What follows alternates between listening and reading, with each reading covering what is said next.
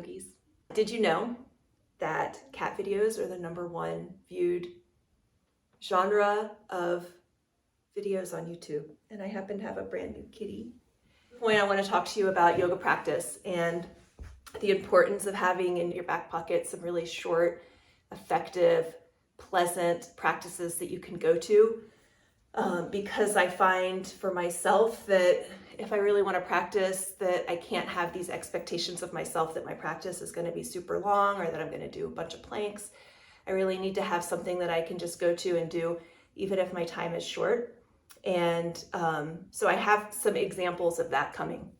And I just want to say too that as I go through at least the first few where I'm doing 5 and 10-minute practices, that I'll probably just stay in street clothes because, I just think let's keep this as simple as possible.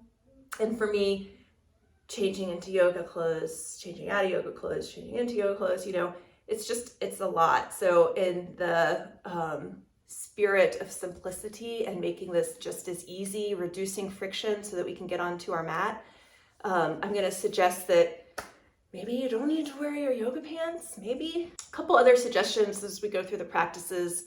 One, if you don't like something I'm doing, don't do it. I'm trying to come up with practices that are as complete as possible, but that doesn't mean that it's the right thing for you. And really, more than anything, I want for our practices to be something that we love, we want to come back to again and again. So if I'm suggesting that you do something that just doesn't feel good, you know what? I really think that it's in your best interest not to do it. Even if it's not painful, it's just not your preference. Go with your preference. I think at the stage of the game where you're thinking about practicing every day or most days, you probably know a lot of yoga poses. So do the ones that you love. So that's a couple suggestions. Reduce friction, wear whatever you want, do what feels great.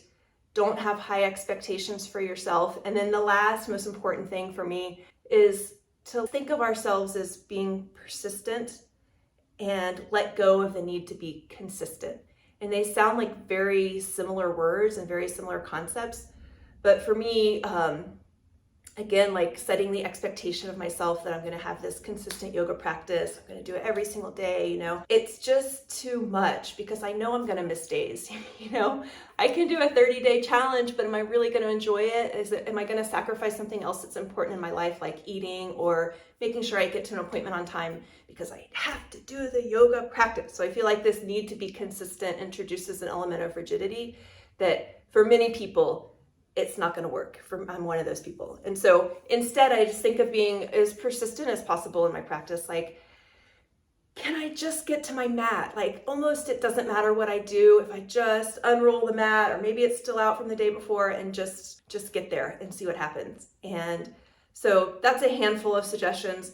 And right now I'm going to stop this video and I'm going to create my first 5-minute gentle video, and there'll be a series of them coming. Just things you can pop into. And then I think that eventually over time, you'll discover what it is that you want to be doing and what your little back pocket go-to practices are. So that's it. Here we go.